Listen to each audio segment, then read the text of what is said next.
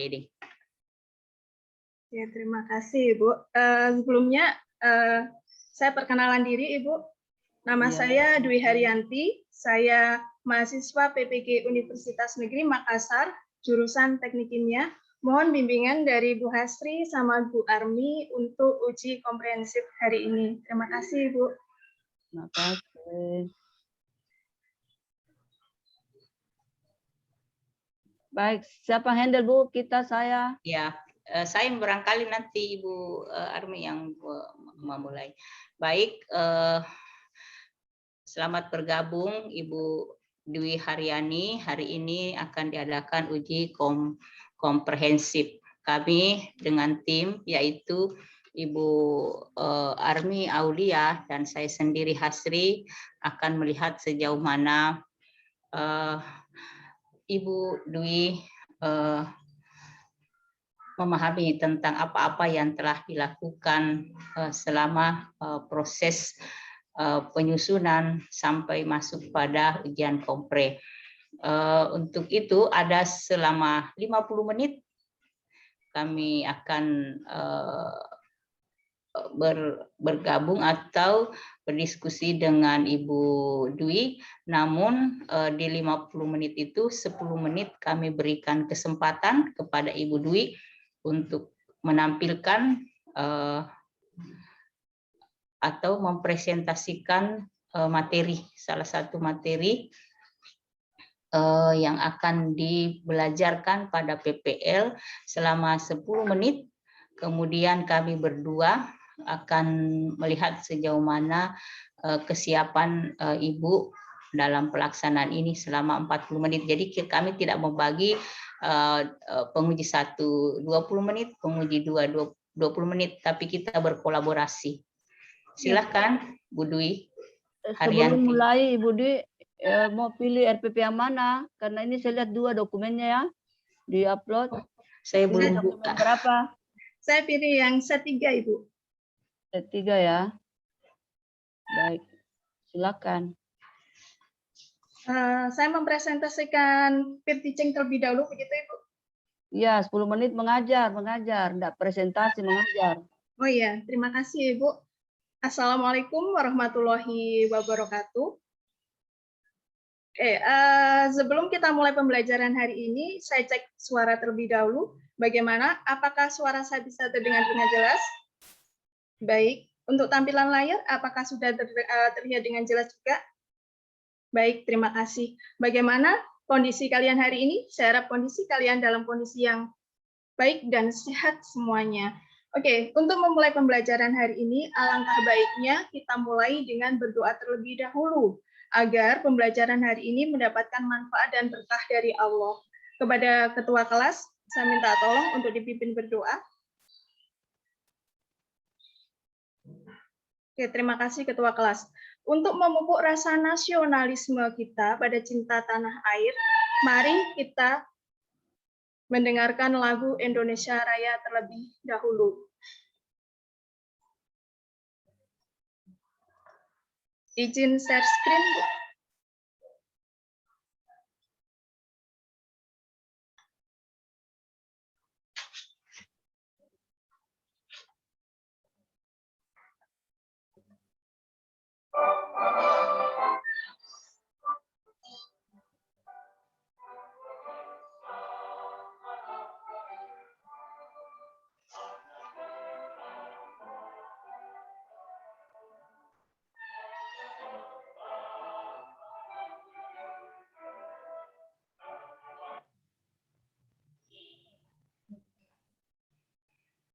Ya, terima kasih. Untuk mengecek kehadiran kalian, saya cek terlebih dahulu hari ini. Apakah semuanya hadir? Dimas? Oke. Dwi Theo? Ervan? Fahri? Fajar? Riantina? Fani? Oke. Alhamdulillah semuanya sudah hadir. Karena memang ini masa pandemi, jadi kehadiran kalian hanya beberapa persen saja karena untuk menjaga 5M. Jadi kita di sini menerapkan 5M-nya. Oke, silahkan kalian absen di link yang sudah saya buatkan di sini. Nah, jadi kalian absen di sini. Nah, ini ada tautannya. Kalian jika punya QR code, silahkan kalian scan di situ QR code-nya. Kemudian di situ ada link absensi, silahkan absen. Kenapa? Kalau kalian absen di link tersebut, maka data kalian akan teradministrasi seperti itu. Oke, saya harap kalian tetap semangat untuk pembelajaran hari ini. Jadi kalian mengetahui manfaat apa yang kalian peroleh dalam pembelajaran hari ini. Saya harap pembelajaran hari ini bermakna untuk kalian. Apa yang kalian pelajari hari ini, bagaimana kalian belajar hari ini, mengapa kalian belajar hari ini. Jadi di sini pembelajaran hari ini mengenai simbol-simbol bahaya dalam laboratorium kimia. Saya ilustrasikan, misalkan kalian di jalan raya, ada melihat tanda rambu-rambu lalu lintas. Kalau lampu merah artinya, iya benar, kalau lampu merah artinya berhenti. Kalau lampu hijau, artinya jalan. Seperti itu juga rambu-rambu di dalam laboratorium kimia. Jadi ketika dia lampu merah, berarti masuknya larangan. Ketika dia lampu hijau, berarti dia masuknya zona aman. Pun seperti itu juga, kalau misalkan kalian lihat di dalam botol yang punya bapaknya itu petani, kalau kalian di botol obat itu kan ada lambang tengkorak disilang. Nah, kira-kira artinya apa? Iya benar, artinya itu beracun. Seperti itu juga, jadi apa yang kalian dapatkan di dalam pembelajaran bisa kalian terapkan di dalam kehidupan sehari-hari. Seperti itu. Untuk KD yang akan kita pelajari hari ini,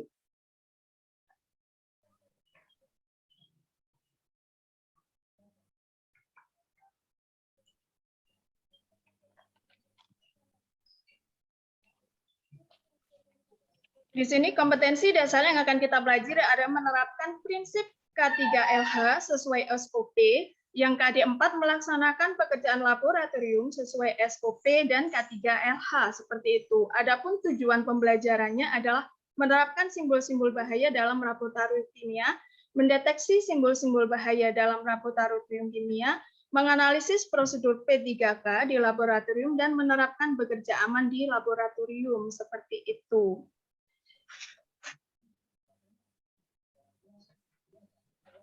Oke, kalau kalian lihat di sini, mengapa sih kita harus bekerja aman di laboratorium? Mengapa sih kita harus melihat, kemudian menerapkan dan mendeteksi simbol-simbol bahaya di laboratorium?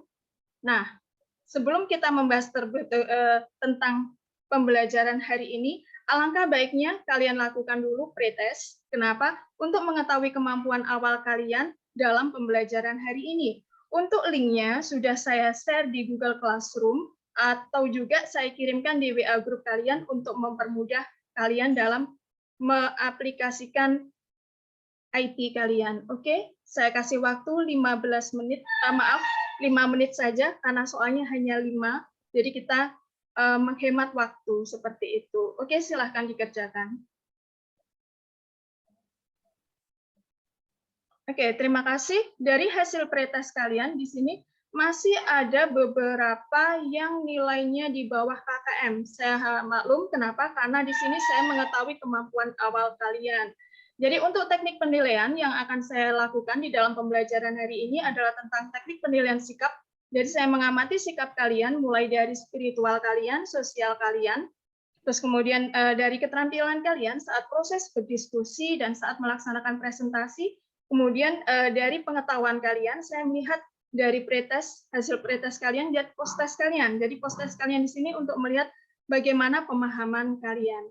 Baiklah, untuk menjawab persepsi tadi yang sudah saya kemukakan tadi, alangkah baiknya kalian melihat video pembelajaran hari ini.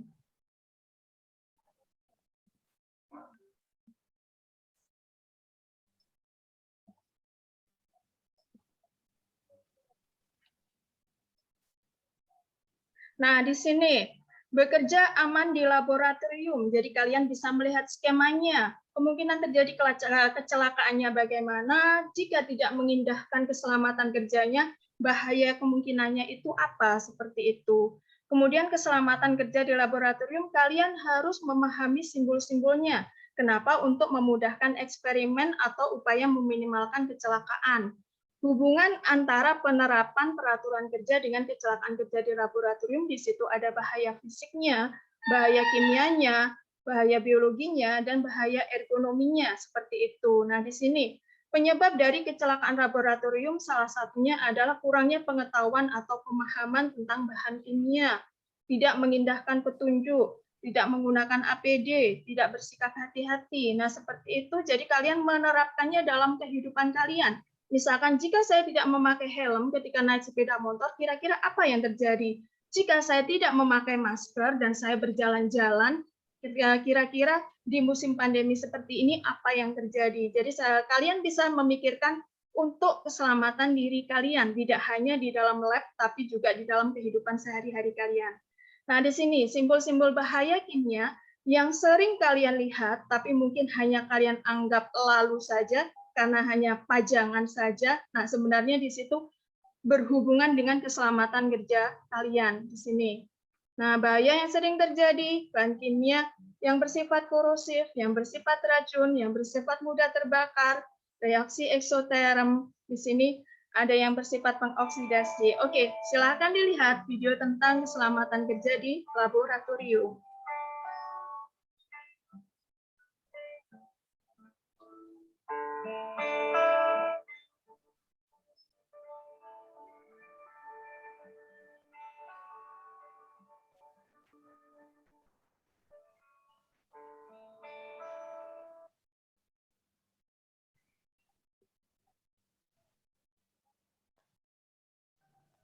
Oke, kalian sudah melihat di situ tentang simbol-simbol bahaya di laboratorium, tentang video keselamatan kerja. Dari situ kalian saya bagi menjadi beberapa kelompok di sini, satu kelompok 3 orang. Nah, di sini kalian mendiskusikan bagaimana menerapkan simbol-simbol dalam laboratorium, bagaimana mendeteksi simbol-simbolnya, bagaimana menganalisis prosedur ketikanya. Kemudian bagaimana menerapkan bekerja aman di laboratorium berdasarkan video yang sudah kalian lihat. Untuk videonya di sini kalian membuat beberapa rumusan atau pertanyaan, kemudian kalian berdiskusi untuk menentukan jawabnya. Jadi kalian bisa menemukan konsep yang sama kalian pelajari dari pengamatan pada video tersebut. Oke, saya beri waktu 15 menit untuk melaksanakan proses diskusi. Silakan kalian keluar dari room Gimit terlebih dahulu kalian agar saya bisa memantau kalian melalui video call. Jadi proses diskusi kalian bisa maksimal. Oke, silahkan kalian keluar dari room Meet terlebih dahulu. Oke, bagaimana kelompok 1? Apa ada permasalahan di dalam proses diskusi? Oke, baik. Jangan lupa literasi di bahan ajar atau di bisa browsing juga atau di buku pegangan kalian.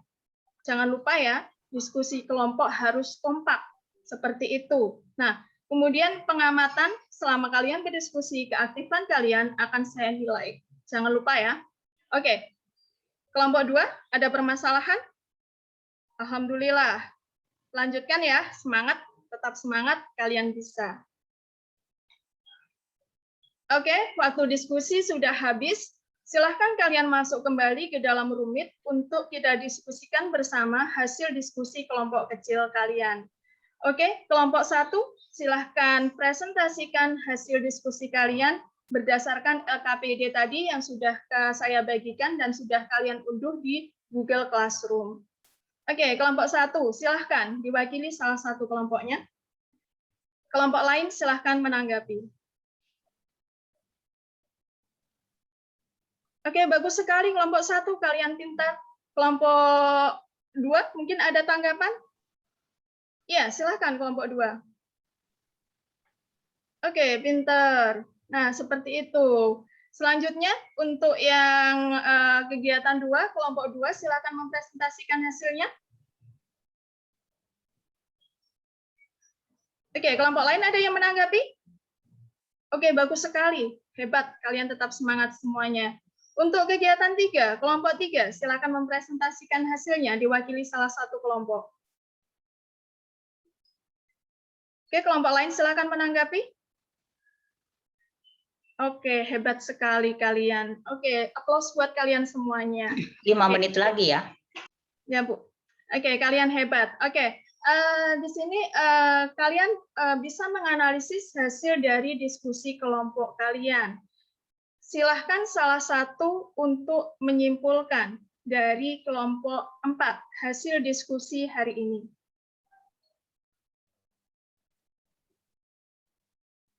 Oke, bagus sekali. Jadi di sini bagaimana kita menerapkan simbol-simbol bahaya dalam laboratorium, yaitu kita dengan menganalisisnya, melihatnya.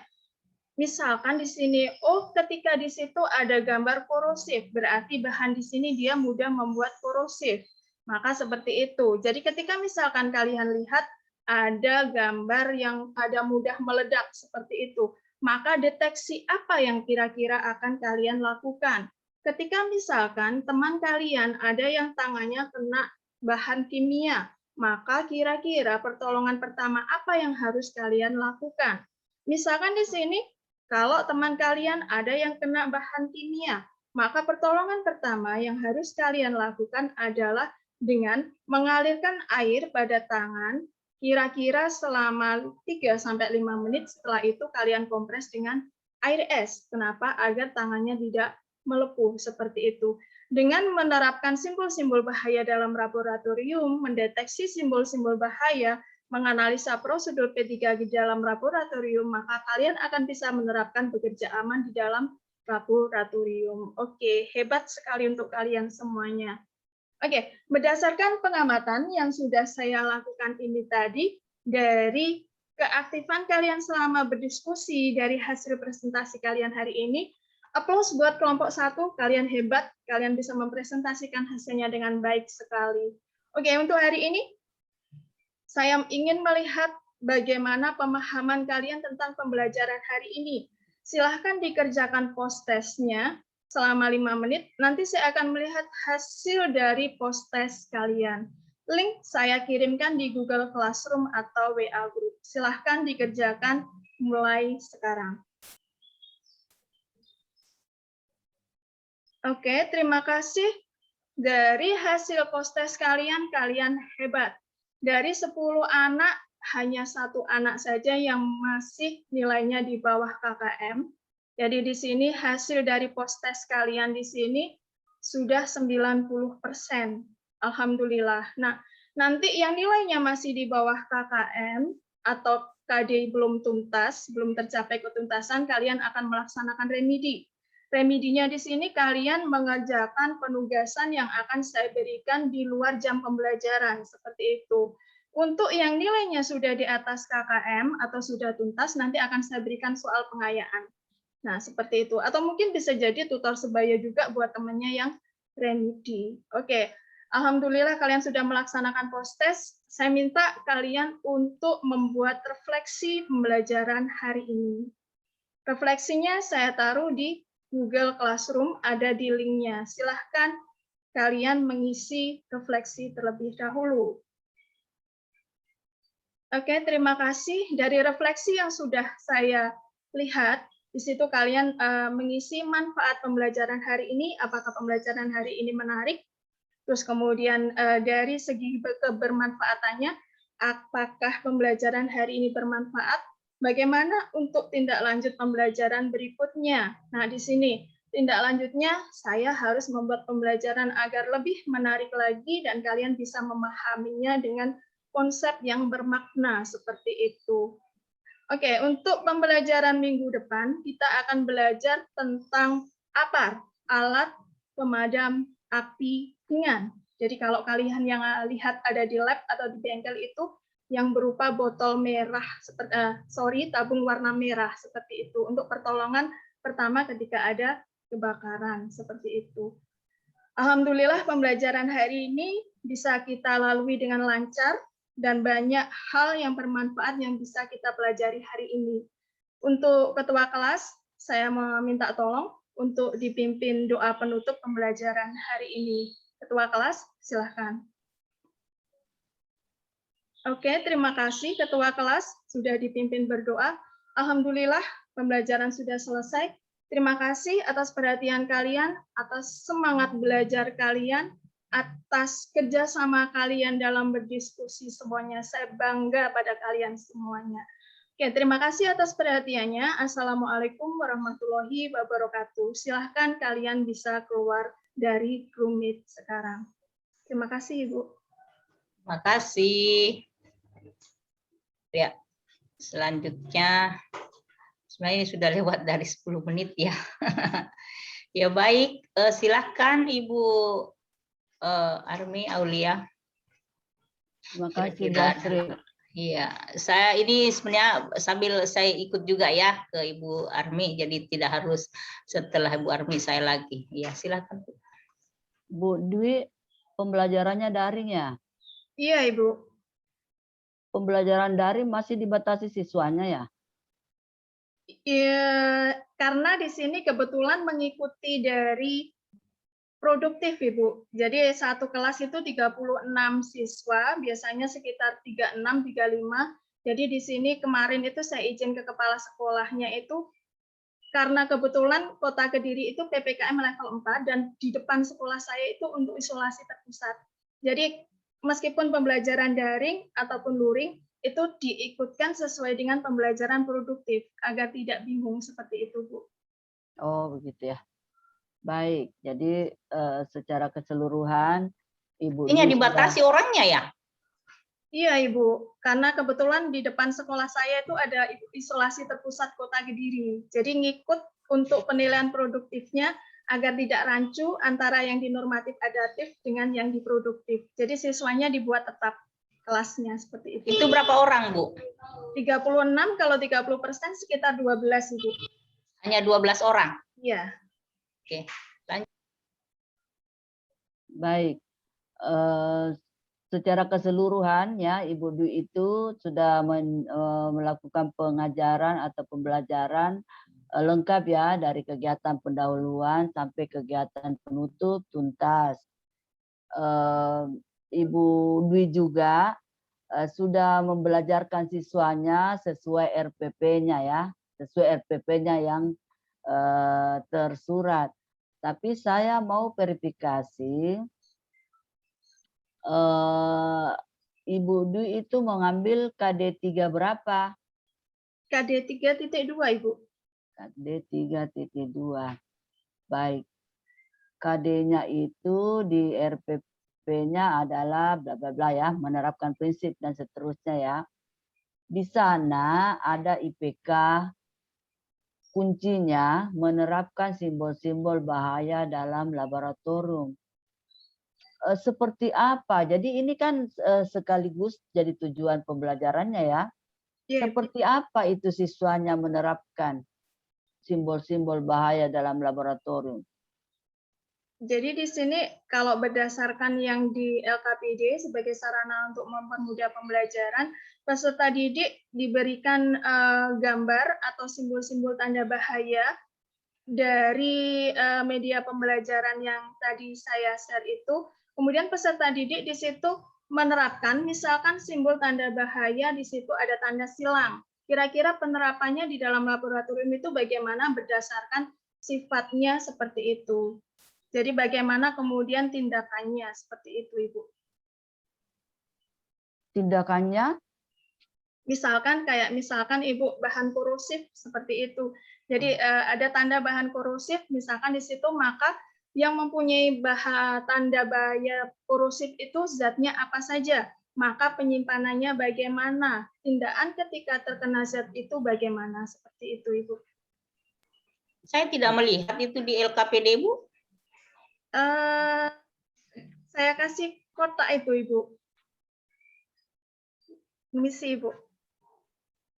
Ya, enggak usah, kami juga bisa lihat, buka. Enggak usah, Iya. enggak usah ditunjukkan. Ya. Jadi kami ini membuka RPP perangkatnya, Ibu. Iya, kita membuka perangkat. Namun, ya, gitu. Kalau seperti itu kan ini kan petunjuk. Siswanya kelihatan bahwa menerapkan simbol-simbol. Seperti apa cara mengujinya? Soalnya seperti apa? Coba. Untuk soalnya penerapannya, saya menilainya dari soal, Bu, dari soal Ya. pilihan ganda. Coba soal nomor berapa? Soal nomor 1 itu, Ibu. Soal nomor 1.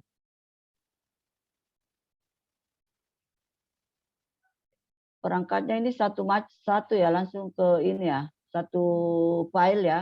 Iya, karena dulu dikasih taunya satu file itu memuat 5.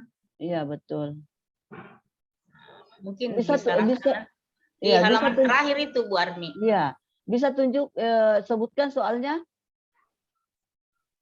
Soalnya itu diberi gambar, Ibu. Jadi ada gambar, kemudian siswa membuat misalkan penerapannya itu bagaimana, seperti itu.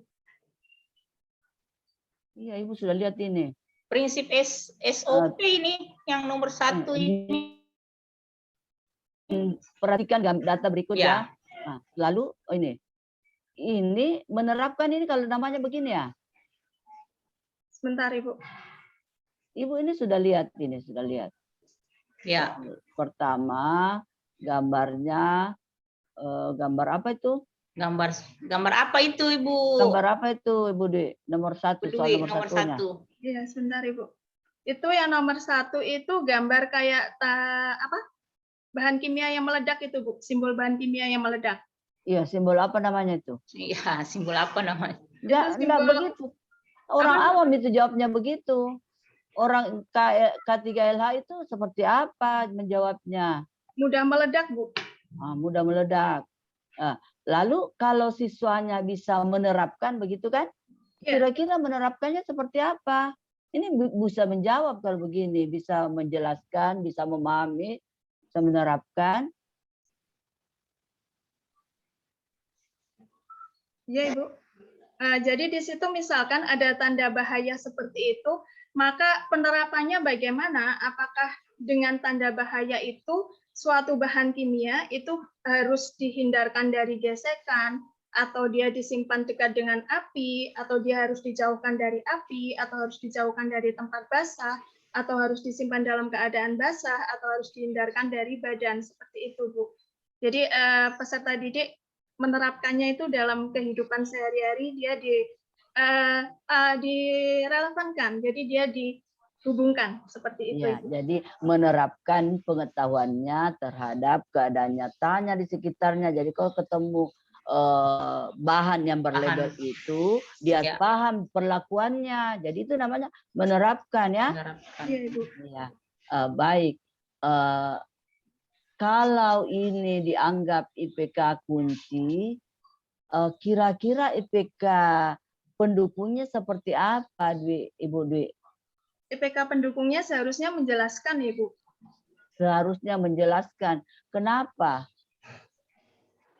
Karena untuk memahami tentang kognitifnya dulu, jadi tentang konsepnya terlebih dahulu. Kalau misalkan sudah memahami tentang kognitifnya, mungkin kita ke level untuk penerapannya seperti itu. Jadi ini KD kognitif ya, bukan KD kognitif yang itu sekarang. C3, Ibu, menerapkan C3. Iya. Ya, Tapi kognitif, Ibu. Maaf. Kognitif juga ya kan jawabnya tadi.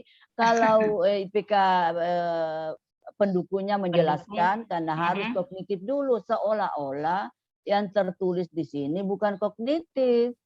Kognitif juga ya. Iya, jadi jawabannya betul bagaimana? Jadi menjelaskan IPK pendukungnya menjelaskan ya. Iya. Kenapa? Karena di situ siswa memahami tentang konsep definisi dari simbol-simbol bahayanya terlebih dahulu, Ibu. Iya, mengetahui dulu itu. Tapi dari segi ranahnya belum yang revisi, bisa menjawabnya? Bisa menunjukkan ke Ibu? Untuk kenapa dia menjelaskan? Ranah belum yang untuk C2 itu memahami, Ibu. Jadi siswa memahaminya terlebih dahulu tentang simbol-simbol bahaya di laboratorium, seperti itu. Seharusnya untuk IPK pendukungnya atau IPK penunjangnya seperti itu. Iya, jadi dia harusnya berada pada C2. C berapa? C2, Ibu. Jadi iya, karena sekarang kan sudah C3 IPK kuncinya kan. Iya. Jadi IPK pendukungnya seharusnya C2. Ya, ya betul tadi jawabannya. Tapi kan kita ini sebagai guru harus ingat apa patokan kita. Berapa memang ranahnya belum itu? Berapa level? Ada 6, Ibu. Level terakhir apa? Create, Bu, mencipta. Mencipta ya. Oke, baik. Jadi IPK pendukungnya tadi harusnya dia ada, sebaiknya ada di C2 karena IPK kuncinya sudah ada di C3. Ya. Iya, Ibu. Apa alasannya Ibu Dwi menunjukkan di sini IPK pengayaan sampai 2? Nah, sebenarnya itu gini, Ibu. Rencananya saya sebenarnya itu pakai 1 IPK penunjang, 1 IPK kunci, 1 IPK pengayaan. Tapi dikasih taunya gini, untuk jika KD-nya itu KD-nya sudah masuk C3, kayaknya nggak usah perlu dikasih C2, langsung aja kita ke C4-nya, seperti itu. Pertanyaannya Maaf, Ibu Armi, apa alasannya Ibu Dwi sampai menunjukkan IPK pengayaannya sampai 2 di sana? Ya, kenapa tidak 1 saja? Oh gitu. Pikiran Atau saya, mengapa tidak 3 gitu?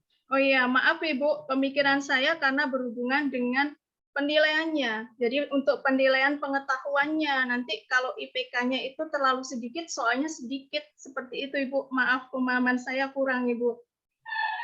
Kalau begitu, kenapa bukan IPK pengayaan di Ya. IPK kunci diperbanyak? IPK Kalau kunci. mau alasan kunci. Ya. Oh gitu Ibu ya. Maaf Ibu, Bukan. pemahaman saya iya. Ibu menguji sekarang Ibu Dwi. Iya Ibu, Tidak maaf. menjelaskan lagi. Terus IPK pengayaannya itu apakah diujikan? Untuk IPK pengayaannya itu dibuat soal pengetahuan juga Ibu. Iya, apakah diujikan kalau sudah buat soalnya? Iya. Oh, diujikan juga.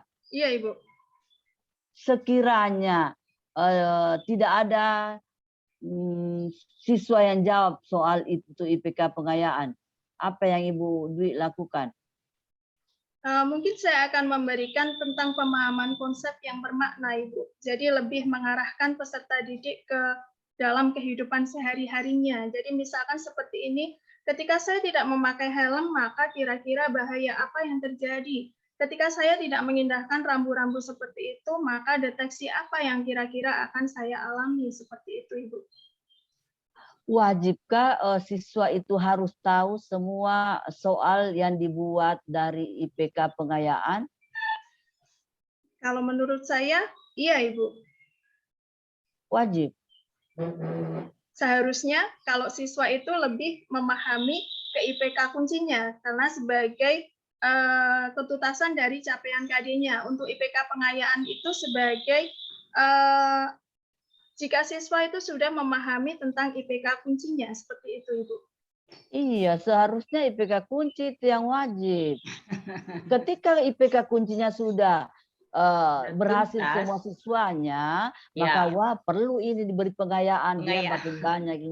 Kalau IPK kuncinya saja belum selesai, diberi juga menumpuk soal untuk pengayaan, kacau tuh Ibu Dwi kan, kacau siswanya.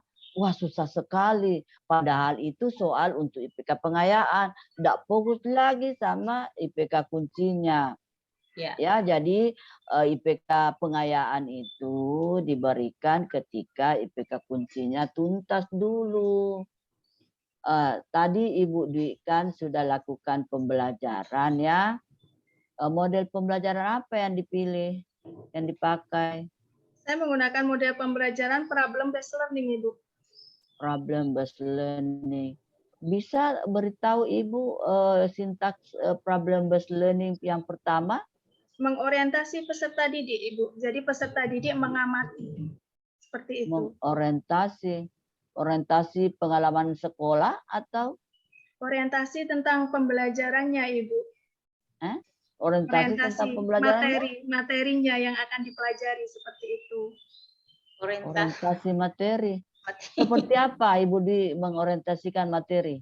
Jadi di sini saya menampilkan kayak video pembelajaran atau media pembelajaran berupa PowerPoint. Jadi saya memberikan stimulus peserta didik untuk mengamati dari tayangan PowerPoint atau tayangan video tersebut. Dari tayangan video tersebut, peserta didik bisa menganalisis untuk merumuskan beberapa pertanyaan, kemudian menjawab pertanyaan itu dalam diskusi kelompok kecilnya sehingga menemukan konsepnya. Seperti itu, Ibu. Oke, jadi Ibu Dwi yang penjelasannya tadi itu ya bagus, tapi bukan diorientasi pada pembelajaran siswanya. Tadi cuma menyampaikan mengorientasi, makanya Ibu Armi memancing orientasi pengenalan sekolah, orientasi siswa baru kah atau apa? Jadi diorientasikan siswa kepada masalah, ya? Ya, Ibu. Iya. Dan lewat itu siswa ketemu masalah lalu berusaha memecahkan masalahnya. Setelah diorientasikan siswanya kepada masalah, harapannya kan siswanya menyelesaikan masalah itu ya. Iya, Ibu. Apa yang dilakukan setelah itu untuk menyelesaikan masalahnya? Setelah menyelesaikan masalah, di situ saya sebagai guru membimbing peserta didik. Jadi saya di sini memfasilitasi untuk melihat bagaimana proses diskusinya, bagaimana perkembangan mereka selama proses diskusi untuk mendapatkan dari rumusan masalah. Dari rumusan masalah itu kemudian peserta didik mengumpulkan informasi. Dari mengumpulkan informasi, kemudian peserta didik mengasosiasikan. Setelah itu peserta didik mengomunikasikan. Mengomunikasikannya, jadi ada pembimbingan dalam pembelajaran ya. Iya, Ibu. Berapa memang sintaksnya PBL? Ada 5, Ibu. Bisa sebutkan? Yang pertama tadi mengorientasikan peserta didik pada masalah, kemudian mengorganisasikan peserta didik, jadi membagi peserta didik menjadi kelompok-kelompok kecil, kemudian membimbing peserta didik, jadi untuk melihat bagaimana sejauh mana untuk hasil proses diskusinya, kemudian peserta didik menyajikan hasil karyanya, dan yang terakhir di sini menganalisis atau mengevaluasinya. Itu masuk di kegiatan apa itu, Ibu? Kegiatan inti, Ibu. Kegiatan inti. Ya. Mengapa tidak masuk di kegiatan ditambahkan ya? Ditambahkan untuk kegiatan. Mengapa begini? Itu kan masuk di kegiatan inti. Mengapa tidak masuk di kegiatan inti untuk apa tadi yang setelah persepsi itu? Motivasi, Bu. Ya, mengapa tidak masuk di situ? Karena di sini motivasi untuk saya peserta didik saya beri penjelasan tentang manfaat untuk mempelajari pembelajaran hari ini jika diterapkan juga dalam kehidupan sehari-hari peserta didik, seperti itu, Ibu. Selama pembelajaran tidak diberi motivasi, hanya kegiatan saja ya? Selalu, Ibu, agar peserta didik tetap bersemangat juga. Maksudnya di sini motivasinya motivasi dalam hal lebih spesifik tentang pemahaman manfaat dalam pembelajarannya. Kapan Ibu melakukan pembagian kelompok? Di kegiatan mana? Ada kegiatan mengorganisasi, Ibu. Siti, ini Siti, kegiatan mengorganisasi ya. Iya, namun dalam setiap tadi di kegiatan Ibu Dwi saya tidak melihat Ibu melakukan pembagian kelompok, apalagi ini kan 12 orang. Iya. Kan harusnya berapa per kelompok?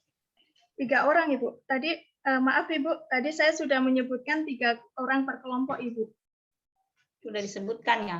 Iya, saya tidak mendengar Ibu membagi LKPD, menginformasikan. Iya, maaf, Ibu, memang tadi saya kelewatan, tapi di kegiatan inti tadi saya bilang LKPD yang telah kalian unduh. Maaf, Ibu. Untuk apa sih? Apa perlu itu LKPD, Bu? Kalau menurut saya perlu, Ibu, karena di sini LKPD itu sebagai sarana untuk mempermudah proses pembelajaran. Proses pembelajaran. Kalau tidak ada Pausan. LKPD?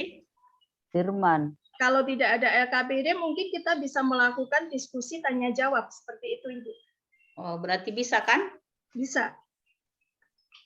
Kalau begitu, apa yang urgen di LKPD?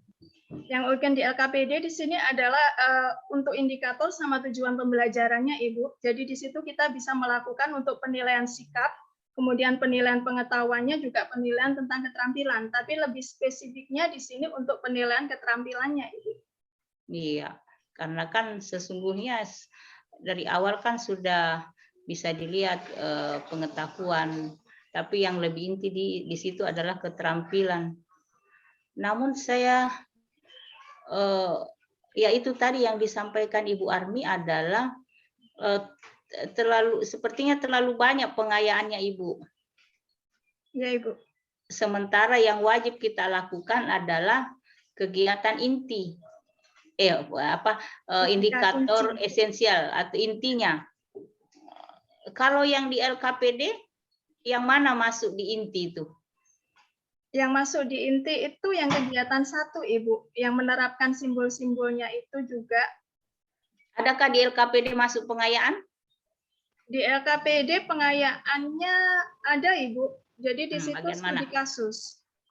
Iya, jadi ya oke. Jadi itu tadi ya, jangan sampai anak-anak belum tuntas untuk kegiatan indikator inti, malah kan sekarang itu berpikirnya harus pengembangan sehingga melupakan apa sebenarnya dasar yang harus diselesaikan. Iya, baik, lanjut Bu Armi, saya cek lagi. Ya, terima kasih. Ibu Dwi, Ya, Ibu. tadi kan memberikan ilustrasi siswanya lewat rambu-rambu lalu lintas ya. Iya, Ibu. Apakah menurut Ibu Dwi itu membuat siswa bisa berpikir hot?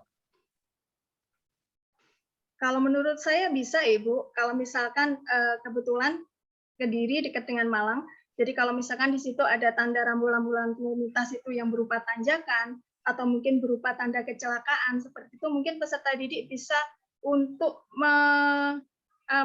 menghubungkan pemikirannya dengan kira-kira kalau ada tanda seperti itu apa yang harus saya lakukan, seperti itu, Ibu. Ilustrasi analoginya seperti itu oke. Untuk SMA ke bawah oke.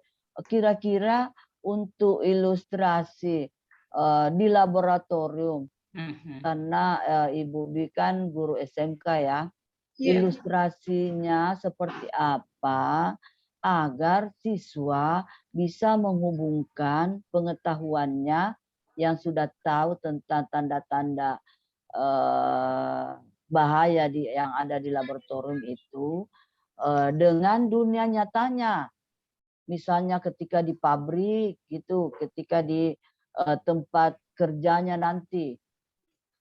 Oke, mohon izin Ibu menjawab. Jadi misalkan di sini kalau misalkan kayak tanda tengkorak yang kemudian disilang, jadi peserta didik mungkin ada yang orang tuanya petani, jadi mungkin sering lihat di obat-obat untuk penyemprot hama itu kan ada gambar kayak tengkorak disilang. Jadi kira-kira peserta didik bisa menganalogikan pemikirannya, kalau ada gambar tengkorak itu disilang berarti di situ maksudnya adalah tanda beracun, seperti itu, Ibu. Itu ya kesehariannya. Kalau di pabrik yang lain selain petani. Selain petani misalkan di kan situ. Itu kalau untuk petani saja ya boleh, oke lah. Oke, misalnya kalau pedagang. Iya, Ibu. Kalau atau misalkan misalnya ibunya, orang tuanya pedagang di warung gitu. Oke, kalau misalkan pedagang di warung bisa kayak menggunakan tanda bahaya ledaan seperti itu, Ibu, atau mungkin bisa menggunakan tanda korosi. Jadi misalkan ada tanda tangan, kemudian ada gambar kayak tabung reaksi ketika mengenai tangan, itu akan menyebabkan tangan melepuh. Jadi seperti itu. Jadi ilustrasinya kalau misalkan kena air panas, dari hasil misalkan untuk mau buat kopi, maka ilustrasinya di situ tangannya bisa melepuh. Maka pertolongan pertama apa yang harus dilakukan? Dari situ peserta didik bisa menghubungkan pemikirannya berdasarkan dari pembelajaran yang telah diperolehnya. Jadi ketika tangan misalkan kena bahan kimia atau kena misalkan air panas, maka langkah awal maka dialirkan dengan air mengalir selama 5 menit, kemudian dikompres dengan air es seperti itu, Ibu. Tapi saya lihat umumnya tidak ada kalau air panas di tanda-tanda itu. Iya, Ibu. Kira-kira yang lain? Yang lain misalkan tanda kayak pohon yang ada ikannya di situ, pencemaran seperti itu, Ibu. Yang ada gambar ikan seperti itu, Ibu. Analoginya kemana, Bu? Analoginya jika kita membuang misalkan kayak bahan kimia dibuang di wastafel tanpa memperhatikan B3-nya, bahan yang berbahaya itu, maka pencemaran apa yang kira-kira akan dialami seperti itu, Ibu? Tanda ininya, simbol ininya ikan ya? Yang ada gambar pohon, ada ikannya itu, Ibu. Itu maknanya ya? Iya. Mana pohonnya apa, Bu? Pohonnya sudah kering seperti itu, Ibu, karena kena pencemaran. Iya, jadi dilengkapi ya, Bu, bukan hanya perairan. Iya, Ibu.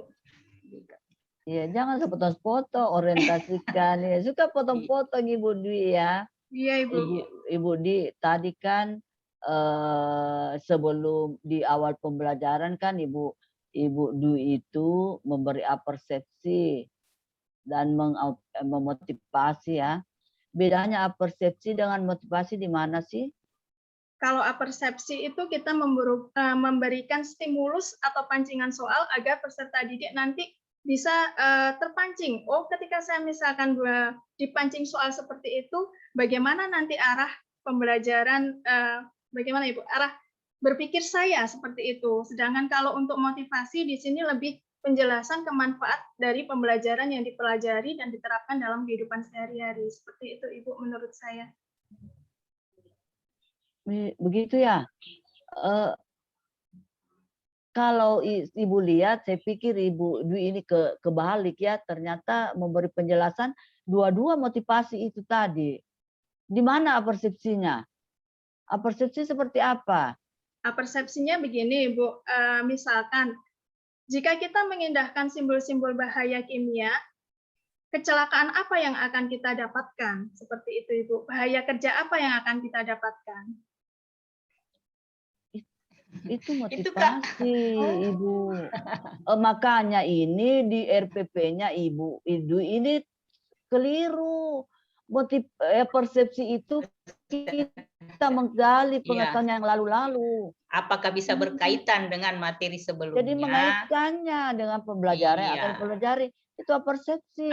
Ketika kita motivasi itu yang menunjukkan bahayanya termotivasi siswa kita untuk belajar.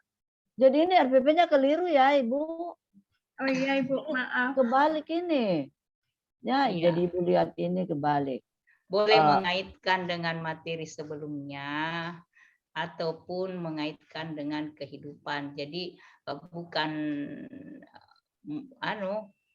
bukan motivasi itu memberikan semangat, tapi kalau mengaitkan dengan yang sebelumnya atau yang berkaitan. Ya, Ibu, terima kasih. Minta maaf, Ibu, atas pemahaman saya yang masih kurang. Jangan minta maaf, Ibu Dwi. Ibu Dwi, ya, Ibu. Ini pembelajarannya Ibu Dwi kan tentang K3LH ya? Iya, Ibu. Iya kan, Ibu Dwi ya? Iya, Ibu. Ketika siswa kita memahami sampai menerapkannya, kira-kira apa yang menjadi harapan dari hasil pembelajaran itu kepada siswanya, Ibu Dwi?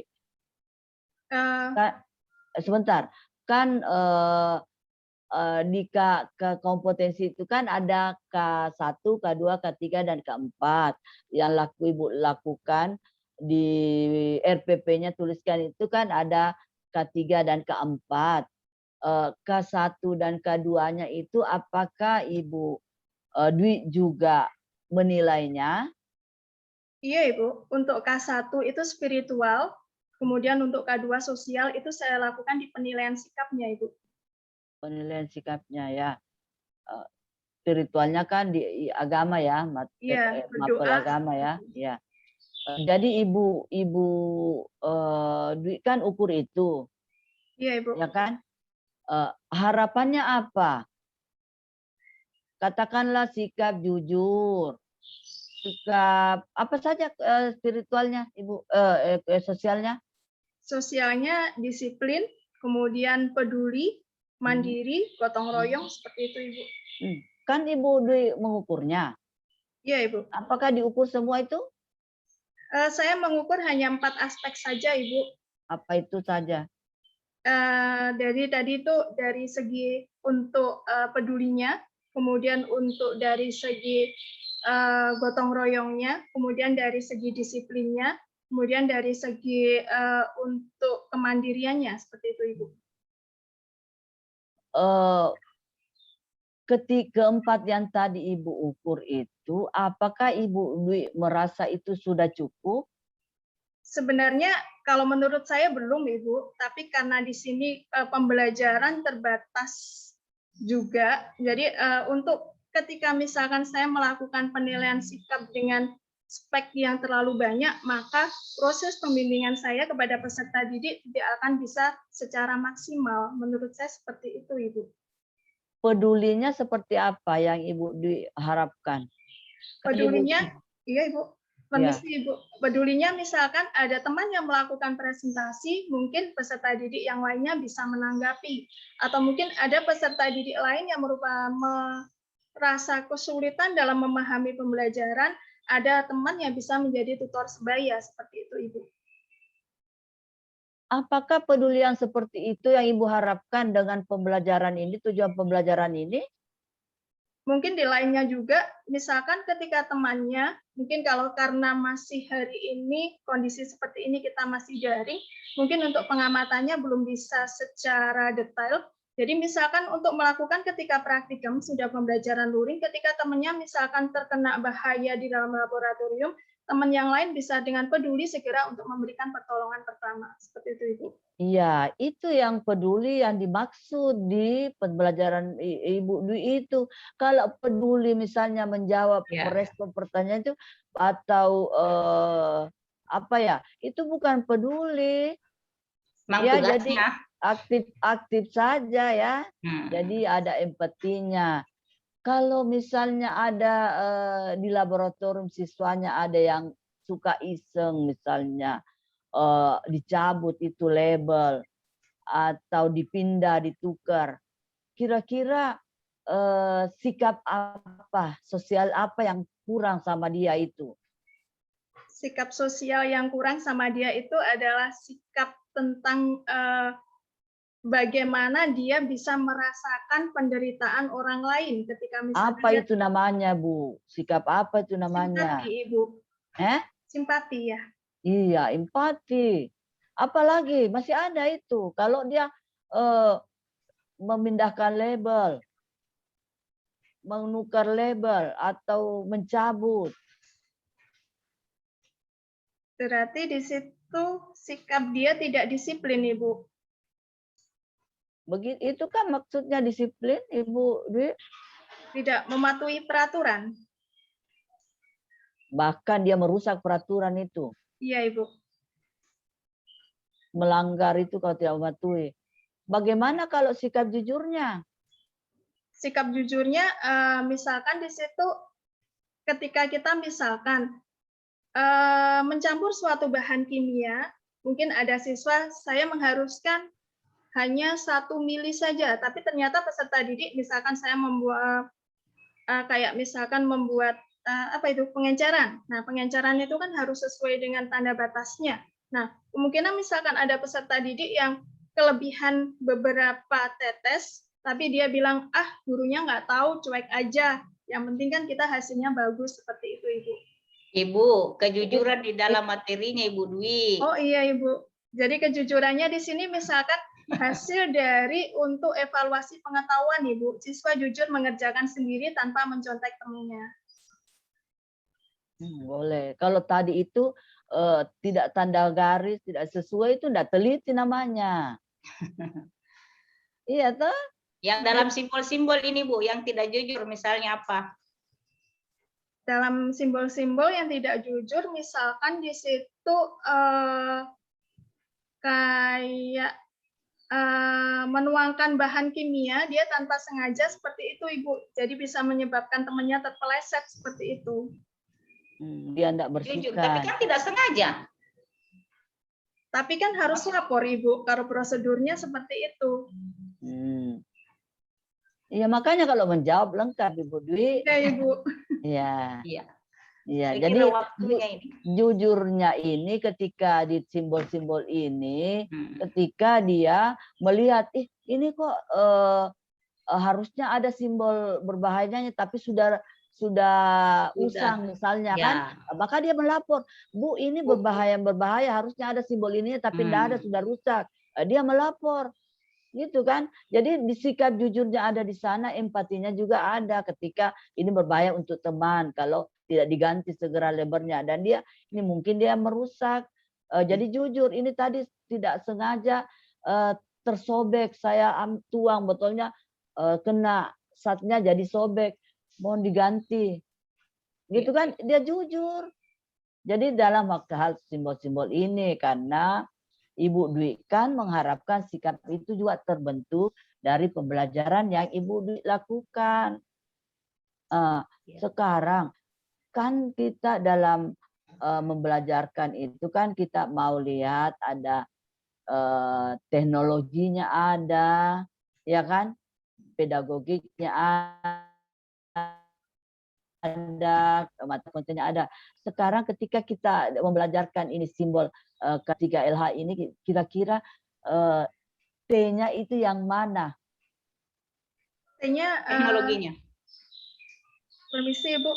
T-nya tadi untuk teknologinya itu saya menampilkan gambar-gambar simbol dalam media pembelajaran, Ibu. Di sini media pembelajaran yang saya gunakan adalah PowerPoint. Tidak ada di video.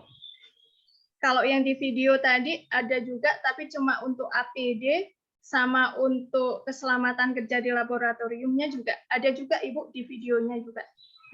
Bilang ada juga di video, bukan hanya di PPT. Ya, Jadi Ibu. kalau di PPT itu simbol-simbol kan semua untuk keselamatan kerja. Kalau di video itu untuk pelengkap pakaian. Ibu Armi, saya kira waktunya. Oh begitu ya? Iya. Ini masih banyak yang akan disampaikan sebenarnya, iya, tapi iya. ya. Oh, sudah 50 menit, Bu? Sudah 1 jam malah. Oh ya.